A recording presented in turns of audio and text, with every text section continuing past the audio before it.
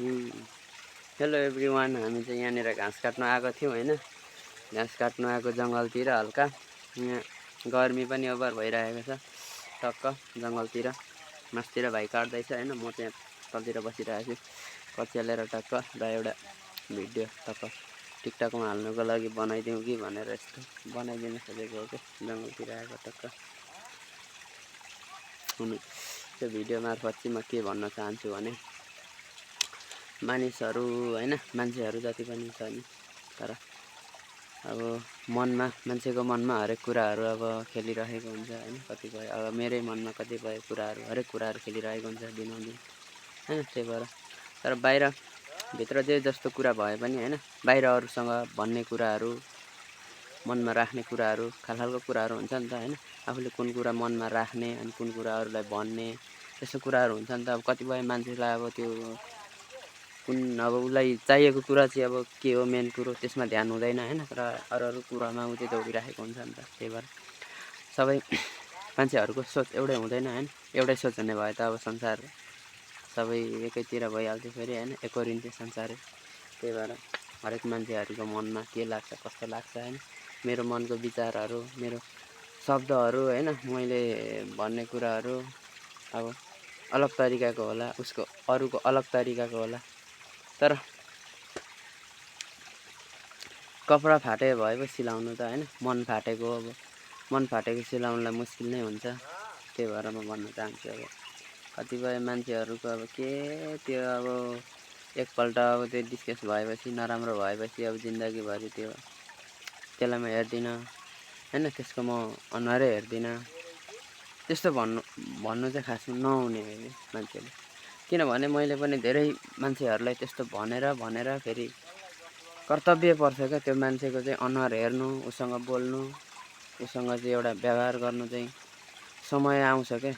उहीसँग फेरि बोल्नुपर्ने, उहीसँग चाहिँ हिँड्नुपर्ने, उहीसँग चाहिँ हरेक कुरोहरू गर्नुपर्ने भोलिको दिनमा समयहरू आइरहेको हुन्छ हैन। त्यो भएको कारणले गर्दाखेरि चाहिँ कोही पनि मान्छेले त्यस्तो कुरोहरू चाहिँ एकपल्ट त्यस्तो नराम्रो हुँदैमा अब त्यो भनिहाल्नुपर्छ जस्तो लाग्दैन मलाई चाहिँ। त्यो जरुरी छ जस्तो लाग्दैन। तर मनमा लागेको कुरो के हो अगाडि हैन सामने नै भन्दाखेरि चाहिँ राम्रो हुन्छ जस्तो लाग्छ। किनभने अब धेरै मान्छेहरूले चाहिँ अब के सोचिरहेको हुन्छ भने अब यसलाई अगाडिमा ठिक्क पार्छु, पछाडिबाट यसलाई म झुक्याउँछु, फसाउँछु हैन, त्यस्तो खालको कुरोहरू सोचिरहेको हुन्छ। त्यो भएको कारणले गर्दाखेरि म चाहिँ के भन्न चाहन्छु भने जे गरौँ अगाडिबाटै गरौँ क्या, पछाडिबाट नगरौँ।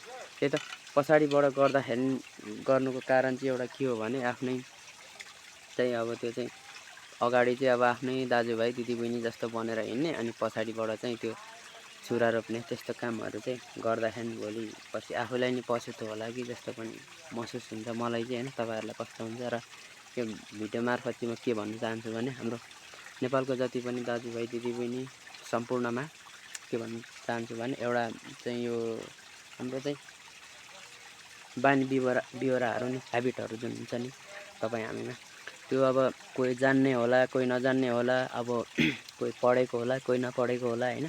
म पनि पढेको होइन, म पनि एउटा नबुझ्ने हो, नपढेकै मान्छे हो, म 3 क्लास पढेको मान्छे हो हैन। त्यो भएको कारणले म चाहिँ के भन्न चाहन्छु भने यो भिडियो मार्फत चाहिँ यहाँ अब जङ्गलमा आएर अहिले भिडियो बनाउँदैछु। अब त्यो त्यस्तो नसोच्नु होला हैन। के भन्न चाहन्छु भने अब तपाईँहरू जे जस्तो हुनुहुन्छ हैन तपाईँहरू, तर जुन स्टेपमा एउटा स्टेपमा जुन मान्छेहरू हुन्छ नि, अब तपाईँ हाई स्टेप अब धेरै माथि हुनुहुन्छ र अरू तल छ भने तलको मानिसहरूलाई तपाईँहरूले चाहिँ अलिक अर्को व्यवहारले जुन कतिपय कसैले अब त्यो अलग तरिकाले चाहिँ त्यो घिनस्टिक तरिकाले चाहिँ त्यो तरिकाले व्यवहार गरिराख्नु भएको हुन्छ नि, त्यो चाहिँ मलाई गलत हो जस्तो लाग्छ है। किनभने अब तपाईँ त्यो ठाउँमा नभए पनि तपाईँको आमा बाउले चाहिँ त्योभन्दा पनि तल्लो ठाउँमा बसेर चाहिँ तपाईँलाई त्यो ठाउँमा पुर्याएको हो कि। त्यही भएर अरूलाई अब आमा बाउ जतिकै सोच्नु पर्ने रहेछ अब त यसले यसको भनाइअनुसार भनेर भन्नुहुन्छ होला, तर त्यस्तो होइन। मानिस भनेको सबै एउटै हो हैन। तर अनि त्यो जातभात यताउता ह्यान त्यान त्यो यस्तो उस्तो त्यो कामी त्यो दमी यताउता भनेर त्यो जातभातबाट पनि कतिपय यहाँ भेदभाद भइरहेको हुन्छ हैन। तर त्यो एउटा भ्रम हो क्या, त्यो जातभात भन्ने चाहिँ एउटा भ्रम हो र त्यो चाहिँ भ्रममा अब पर्नुपर्ने कुनै आवश्यकता छैन र अरूको भनाइमा लाग्नुपर्ने पनि आवश्यकता छैन र अनि जुन अब त्यो जातपातबाट चाहिँ त्यस्तो भेदभाद चाहिँ हुन्थ्यो। तर त्यो पहिलेको अब जमानाहरूदेखि नै चल्दै आएको, भन्दै आएको, बोल्दै आएको भनेर अझै पनि अब बुढाबुढीहरूले कतिपयले अब मन पराउँदैन होइन, भन्दैन। त्यो कारणले गर्दाखेरि मान्दैन। त्यो कारणले अहिलेको समयमा चाहिँ जातपात त्यस्तो जात यस्तो उस्तो तँ यो थरी यो जात भनेर चाहिँ कतिपय मान्छेहरूले अझै पनि मैले भनिरहेको सुन्छु। र अबको समयमा चाहिँ तपाईँले अगाडि जाँदाखेरि चाहिँ अगाडि जाने समयमा चाहिँ तपाईँहरूले त्यस्तो कुराहरूलाई चाहिँ छोडेको राम्रो हो। किनभने मानिसमा मानिस एउटै हुन्छ र काट्दा खुनै आउँछ होइन सबैको। र त्यही भएर जातको आधारमा पनि यहाँनिर धेरै खेलहरू चाहिँ खेलिएको देखिन्छ नेपालमा चाहिँ। त्यो कारणले त्यस्तो खेलहरूलाई चाहिँ बन्द गर्नुपर्छ जस्तो लाग्छ मलाई चाहिँ। र यो जात विवादको कुराहरू यस्तो भइहाल्यो होइन। र अनि त्यही हो मेरो विचार चाहिँ होइन। कतिपय मान्छेहरूले अब के सोचिराखेको हुन्छ भने अब बाहिरबाट अगाडि त्यही हो, अगाडि ठिक्क पार्ने, पछाडि चाहिँ अनि पछाडिबाट चाहिँ यसलाई म कति बेला भेटाउँछु, यसलाई म फसाएर छाड्छु, त्यस्तो सोचिरहेको हुन्छ क्या। तर कतिपय जुन मान्छेले त्यस्तो सोचिरहेको हुन्छ नि त्यो मान्छे पछाडि आफै फसिरहेको पनि मैले देखिरहेको छु क्या। किनभने म त सानै उमेरबाट होइन अरूसँग घुलमेल भएर हिँडेको मान्छे हो होइन। मलाई त्यो घर फ्यामिलीमै त्यो 14-15 वर्षसम्म म त्यो घर परिवारमा चाहिँ बाउले कमाएर आमालाई घुर्की लगाएर त्यो खाएर हिँडेको मान्छे होइन। र त्यही भएर म पढेको पनि छैन। र अलिकति यो समाजको व्यवहार र मान्छेको यो मानिसहरूको भिडमा चाहिँ यो हेर्ने नजरहरू हेर्दाखेरि मलाई अलिकति केही त्यहाँनिर नराम्रो कुराहरू चाहिँ मैले पनि एक दुईवटा कुराहरू चाहिँ यस्तो कुराहरू चाहिँ मैले बुझेको छु क्या।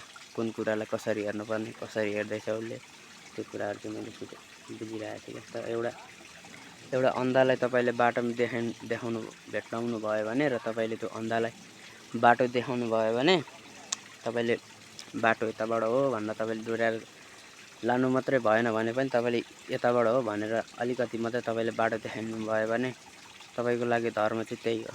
र अनि तपाईँले त्यो दुनियाँ दिवाना गरिराख्नुपर्छ जस्तो चाहिँ मलाई पनि लाग्दैन होइन। र म पनि एउटा गरिबको बच्चा हो होइन, गरिबको छोरा हो, अझै पनि गरिब नै छु। तर मलाई त्यस्तो लाग्दैन धनी मान्छेहरू आइफाइ यताउता त्यो तलमाथि यो धनी यो गरिब त्यसरी छुट्याउनेहरू धेरै हुन्छ होइन। तर मलाई त्यस्तो लाग्दैन। मसँग पैसा छ भने म ठिकै छ, मसँग पैसा छैन भने पनि म ठिकै छु। म स्ट्रगल गरेर खान सक्छु होइन। जति मेरो पावर हुन्छ त्यतिसम्म म जति कमाउँछु म त्यतिमै रमाउँछु नि त। म अरूको हाइलाइटमा म किन जानु होइन। अरूमा दौडिन्छ, अरू के भन्छ, अरू चाहिँ कारमा केमा दौडिन्छ, मलाई पनि त्यहाँ जानु छैन कि। मलाई पनि त्यहाँ जानु चाहिँ त्यहाँनिर चाहिँ मन लाग्यो भनेर म दौडेर पनि त हुँदैन नि त। आफ्नो अनुसार आफू चल्नु, आफ्नो जति मिहिनेत छ, आफ्नो जे छ अगाडि भाग्यमा त्यही हुन्छ नि त। अब भाग्य त अब भन्छ अब लेखेको हुन्छ देखिँदैन भनेर, तर आफूले गरेअनुसार पनि भाग्य बन्छ जस्तो लाग्छ मलाई चाहिँ। ल गाइजहरू यो चाहिँ भिडियो चाहिँ मेरो यति नै हो होइन। नेक्स्ट भिडियोमा अरू केही कुरोहरू चाहिँ म तपाईँहरू मार्फत म सेयर गर्ने नै छु। र यो मेरो चाहिँ युट्युब च्यानलमा अब तपाईँहरूलाई लगाइरहेको छु मैले होइन। बातेश राई युट्युब ब्लग च्यानल मार्फत म तपाईँहरूलाई यो भिडियो हालिरहेको छु। र तपाईँहरूलाई इच्छा लागेअनुसार अब तपाईँहरूको मनमा के लाग्छ त्यही अनुसारले कमेन्ट, सेयर अनि सब्सक्राइब अवश्य गरिदिनु होला। Please support me.